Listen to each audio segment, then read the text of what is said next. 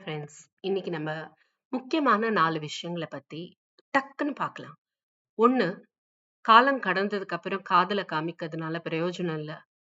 லைஃப்ல வாழும்போது நல்லது, கெட்டது சேர்ந்து பகிர்ந்துக்கோங்க. அதுதான் முக்கியம். 2வது, ஹெல்த் ரொம்ப இம்பார்ட்டன்ட். எல்லாம் இருந்தும் ஹெல்த் இல்லன்னா வாழ்க்கையே இல்ல. ஹெல்த் போனதுக்கு அப்புறம் ஆயுஷ் இருந்தும் பிரயோஜனமே இல்ல.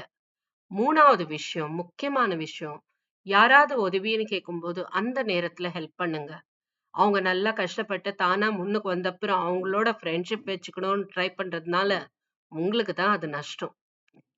4வது முக்கியமா, மனுஷங்க உயிரோட இருக்கும்போது அவங்களோட வேல்யூவ அவங்களுக்கு தெரியப்படுத்துங்க.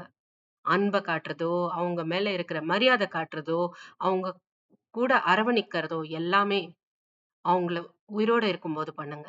செத்து போன அப்புறம் பேஜா ஆபிச்சுவரிஸும் மெமரீஸும் எழுதுறதுனால ஒண்ணும் பிரயோஜனம் இல்ல. வாழ்க்கையில அவங்க நம்ம கூட இருக்கும்போது சந்தோஷமா, அன்போட, அமைதியோட, வாழ்க்கையில ஒரு மன நிறைவோட இருக்கிறது ரொம்ப முக்கியம். அதை இழந்துராதீங்க.